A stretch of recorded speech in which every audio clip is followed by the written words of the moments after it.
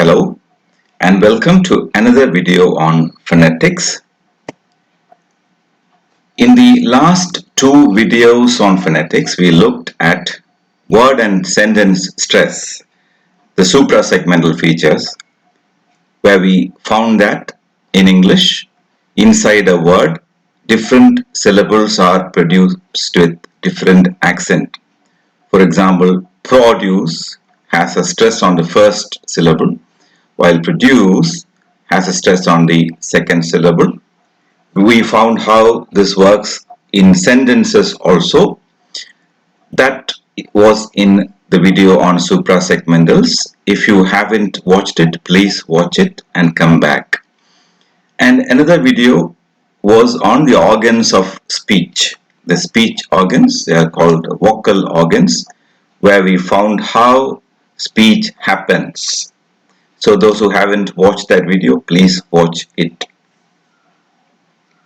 Now, in this video, we will draw the difference between English letters and English sounds. We will look at the phonetic alphabet of English. We will introduce the vowels of English, and we will describe all the vowel sounds of English. First, we need to have an idea about how letters and sounds can be different. Look at these words here. Look at the letter U in put, in cut and bury. You have U having three different sounds or three different pronunciations: put, cut and bury. U, A and A. The very same letter having three sounds. Here look at the letter C. Cat, city, cello, K, S and Ch. Here look at the letter S. Vision, Mr, rose, S, J, S and Z. In vision it is J, here it is S and here it is Z. Stake, spear, beak, A, ear and E. So it will be clear now that in English the letters do not directly represent the sounds that they stand for. So that takes us to the question, what is alphabet? We all know that we have all studied the English alphabet and also the alphabet of our mother tongue. Alphabet is a set of letters. Alphabet is a collective noun. It is a set of letters used to represent the speech sounds of a language. English has 26 letters to represent the 44 sounds of English.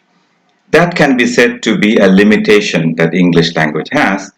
In Indian languages, we almost have as many letters as there are sounds. If Malayalam has over 50 sounds, we also have over 50 letters to represent them. But in English, we have only 26 letters to represent the 44 sounds of English. That is a problem, and that is why we have to have an alphabet particularly for representing the sounds of English.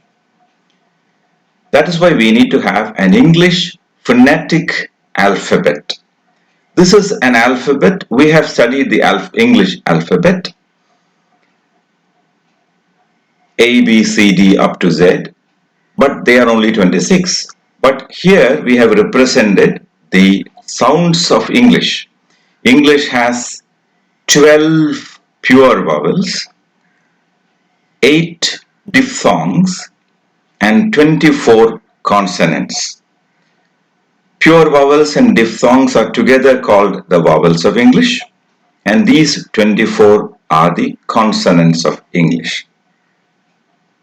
Pure vowels are also called monophthongs, and diphthongs are combinations. We will study them in detail later. Now let's look at this again. This is the English phonetic alphabet.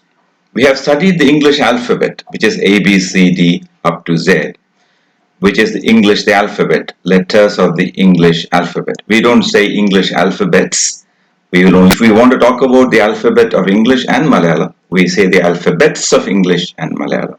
When we talk about one language, we will say the alphabet of English, alphabet of Hindi, alphabet of French, etc. So alphabet means all the letters of one language. Here, in the same way, we have another kind of alphabet. There is a separate symbol for all the sounds of English. English has 44 sounds.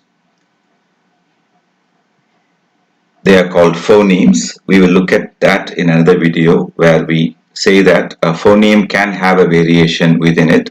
But for convenience, we say that we have only 44 sounds. There are actually more than that, but that is another wider kind of analysis. In this simple way of study, which is sufficient for us for the time being, we will say that English has only 44 sounds or 44 phonemes, of which there are vowels and consonants, and these are the pure vowels, 12 in number, and these are the diphthongs, which are combinations of vowels, and these are the consonant sounds of English. In this video, we will be focusing on the 12 vowel sounds of English.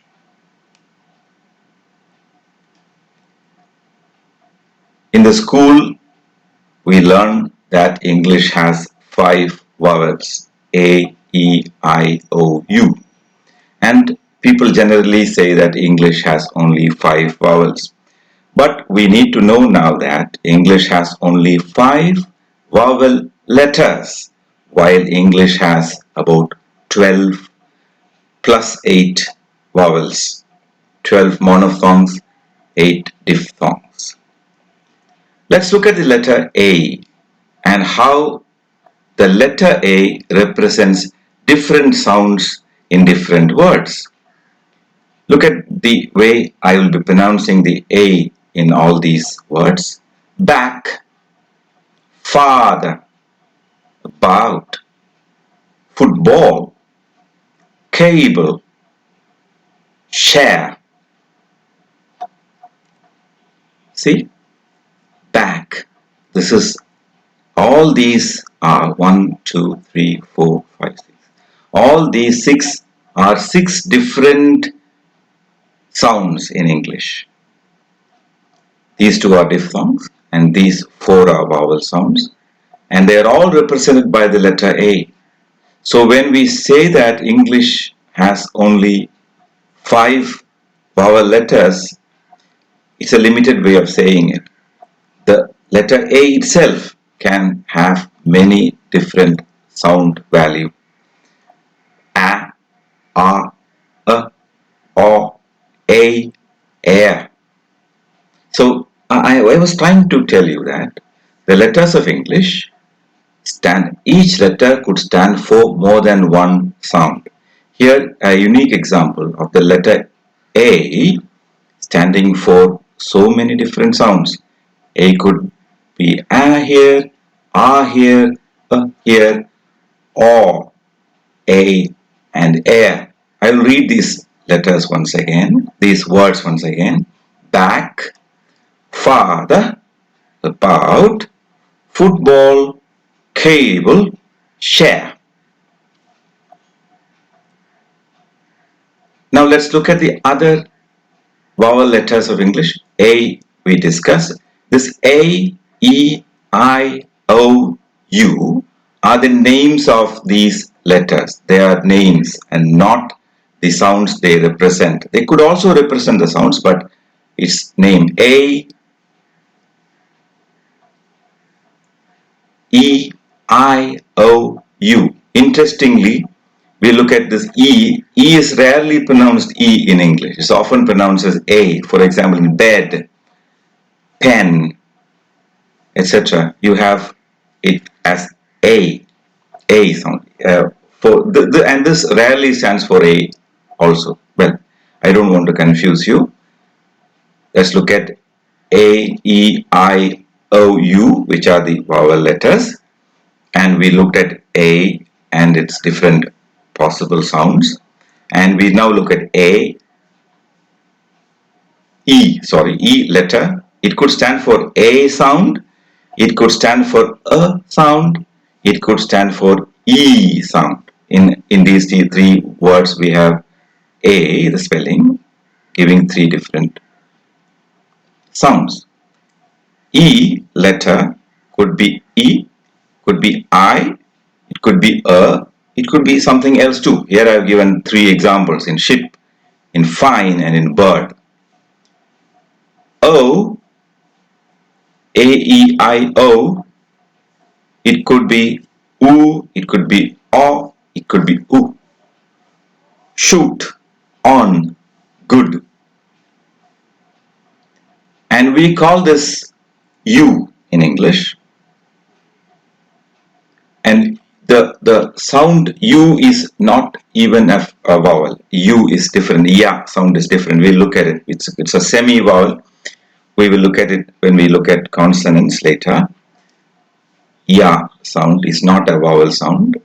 Here it is. It could stand for A. It could stand for U. It could stand for something else too, but I have given two examples here. A sound and U sound. A-E-I-O-U. English vowel letters, they represent all the vowel sounds in English between them. We have only 5 letters to denote the vowel sounds of English, but we have 20 vowel sounds in English. Today we look only at the pure vowels or monophthongs. E, sheep. E, ship. U, good. U, shoot. A, bed. A, teacher. A, bird. O, door. A, cat. A, up. A, far. O, on. So these are the 12 vowel sounds of English. Now we'll go to details. How do we classify vowel sounds? Now, one thing about English vowel sounds is we need to acquire the vowel sounds through close observation. It's very difficult to tell you exactly where a particular sound is produced when it comes to vowels.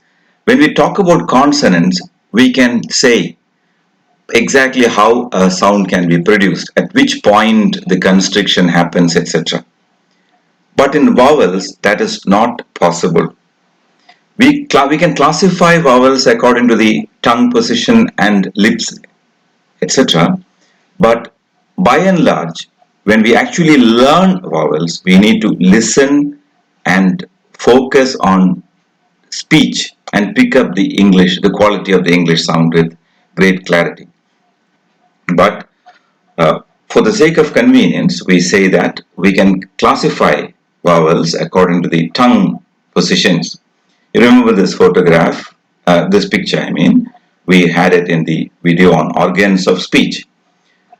This is the tongue here, the tongue, and we have the tip of the tongue, the blade of the tongue, the front, back, root, etc.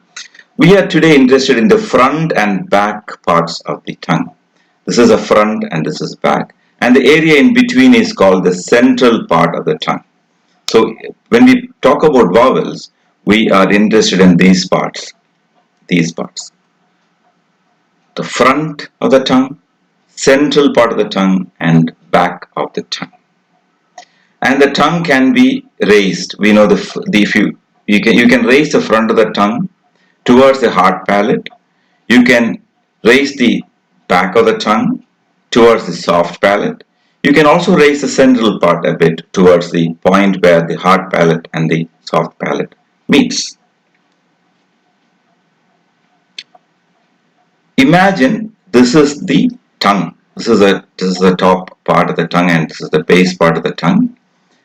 And remember, it is if you take a wedge like this, suppose you take a bit cut like this picture will be there. You have the back of the tongue here, the front of the tongue here, and the central part of the tongue here. Don't look at cardinal now, I'll tell you what it means. We are looking at the tongue positions, front, center, back. Okay. So if the tongue is lowered, we say, if the tongue is in this lower position, we say the mouth cavity is rather open. For example, when you say ah, you can feel that the mouth cavity is open and the air flows freely out. We must remember in the production of all vowel sounds, the vocal cords are active. All vowel sounds are voiced sounds. But once it enters the mouth, if the mouth is rather open, that means the tongue is low, you have one kind of vowels, and when the tongue is raised a bit more, you have another quality. If you raise a little more, you have another, and when it is very much raised, you have another quality. Now, these words here, front, center, back, you understood. They are parts of the tongue. Front, back, and the center part of the tongue. That is front, center, back. Close means the tongue is raised towards the roof of the mouth. Open means tongue is in a level position, as in ah. Close as in e and oo. Try saying e and oo. You felt that your tongue is raised towards the roof of the mouth. That is why this position is called close position. These are two extremes. If it is extremely close, the mouth cavity will be blocked by the tongue. But so by close we mean you raise your tongue to a level where sound is possible. Beyond that, there will be a blockage. We don't want that to happen. So that is close. The closest sound would be E. And in the back part of the tongue, we have oo. And open again. This is open position. In between, we have two positions. We have mid close. It is also called half close. And open mid, which is also called half open. So close, open, close mid, open mid. Same here. This is also close mid and this is open mid. So this line represents close mid. This line represents open mid. This line expresses openness and this expresses closeness. And here, from the points from here to here are front, center, back. And all the English sounds can be represented somewhere within this grid that we have drawn.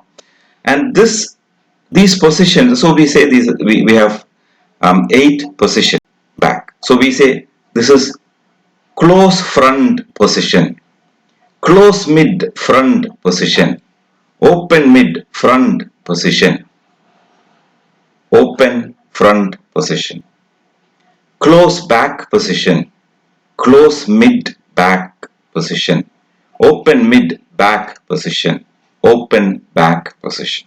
So 1, 2, 3, 4, 5, 6, 7, 8. We have specifically marked 8 points of very clearly known tongue position. And then we give a symbol also there. Don't think these are the vowels of English. These are sounds that will be produced when the tongue is at these specific points. So these are the cardinal vowels. These are the cardinal vowels. And these are the cardinal vowel positions. 8 cardinal vowel positions. So cardinal vowels are not actually the vowels in any language. They are positions that we mark, so that within these positions we can explain the vowel sounds of any language. We are looking at English here. So I hope that is clear. Cardinal vowel positions or cardinal vowels are clearly marked 8 positions that we can fix within the framework of the tongue. Whether the part of the tongue and the position of the tongue, whether it is open or closed, that determines the quality of the vowel. And these are the vowels of English. We have forgotten the cardinal vowels. That's a concept for the sake of describing the vowel sounds of any language. We are using that frame to describe English vowel sounds. We have a close vowel here.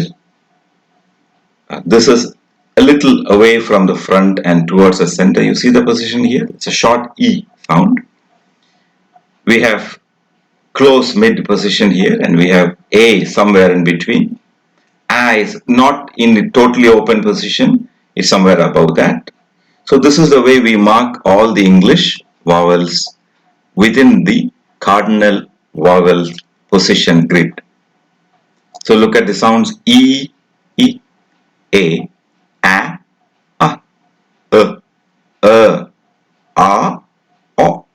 O, U. You would have noticed that there is no short A, as in Malayalam we have A. Hindi also we have A. In English we have an A sound. This is A, not this. Sorry, I marked that. This is A, and this is short A if you want. But it's very short, as in cut. And this is far.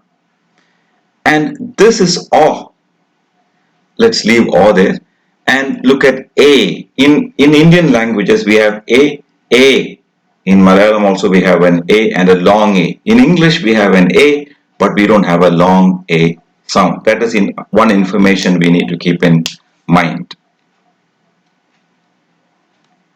So that is what we have done in this diagram is we have represented the 12 English vowel sounds within the known positions of the tongue: front, center, back, and close mid, and open here. The lip position also define the quality of vowels. Lip can be rounded. That means as in pronouncing oo sound is rounding of the lip, oo. And it could be spread as in pronouncing e. And it could be something neutral when we say a sound. Lip is said to be neutral. It could be in different intermediate forms as well. So the lip position also we need to keep in mind. So we talk about rounded vowels and unrounded vowels. A rounded vowel means the lip will be rounded. In an unrounded, it will be spread or neutral. So the position of the lips is also important in determining the quality of a vowel. Now we look at the vowels of English once again for familiarity. The phonetic alphabet representing long E sound, short E sound. Oo is a short oo sound. Look at the incongruity here. Double O is here, but we have only a short sound here. Oo. The edges will be curved. Oo. But when it comes to the long oo, it's a regular U letter with 2 dots. 2 dots means it is long. So E, U, O, so A. Ignore these red lines. I have kept them for another purpose. I'll tell you what. E, U, E, O, A,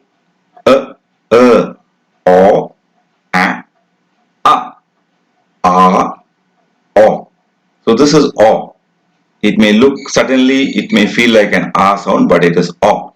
And in long O, it is open here. We don't have a line completing. So these things we need to focus a bit. This is very important. This is extremely simple, I will tell you.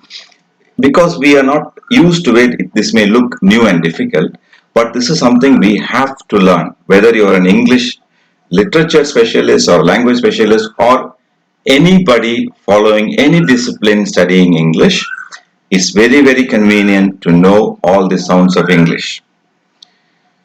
And I have put a line across because these three sounds need special attention. These are okay. We have all these in our languages as well, though the quality is slightly different. We won't dwell a lot on that. But these are sounds which are not there in most Indian languages. And remember this A sound. These are sounds, not letters. And we call it E, but this phonetic symbol is A. Don't confuse this with E. And if you want to say E, you will use this. So, the difference between phonetic script and letter. In the spelling, we have the spelling which we studied. It has no relation with the pronunciation or little relationship with the pronunciation. So, we represent the pronunciation using phonetic symbols. So, these symbols have only one quality. Wherever we write this, we mean E. Wherever we write this, we mean oo, short oo. And wherever we write this A, it is A and not E. Okay. Let's look at these three sounds separately. This sound, a sound, has a name. It's called the schwa sound in English. Schwa is a very important sound, very common sound in English. It's a. It's a very short and very soft sound. And this is something we need to remember in connection with the stress that we studied in a former video. In words with more than one syllable, we have stress on a particular syllable. We'll remember that. For example, here, parent, two syllables, but the stress is on the first part. Parent. I am a parent. Come with your parents. So the stress is on the first part. In the second syllable, you have an E letter here, but it is in pronouncing, we say it parent. It's very weakened. So in such a weak position, whenever the stress is far away, we will bring in a the schwa sound, which is a. So parent, father, stress is here, so this sound is away from the stress position and it becomes a. Clever. And look at this word biographic. Its stress is here, g, and here there is a soft stress, biographic. So this or we don't pronounce biographic, we pronounce it biographic. Biographic. It becomes a weak schwa sound because the stress is not there. Stress is far away. In g, biographic. So remember that biographic. It's not biographic. It's biographic. And in introduction, we have schwa coming twice. Introduction. Introduction. Now I think you have understood how it works. So this needs practice. Keep your ears open when you hear people pronouncing English. Okay. And this sound, which is a long sound, if you like, a long form of schwa, as in bird, heard, early, world, curly, burly. I have chosen words with different spellings. See, E here, I letter, E letter, E, A, and O and U, all having representing a sound in different contexts. Bird, heard, early, world, curly, burly. This is the rest of my knowledge. In Indian languages, we don't have a sound. We have A, but long A, but not a. Anyway, we looked at these two and we look at this A sound finally, the three sounds that we have problem with. A. Look at these words. Casual, ambition, apple, tractor, collaboration. See the A sound? Casual. Ambition. Here it is ambition. In Indian speech, we hear ambition sometimes. It's ambition.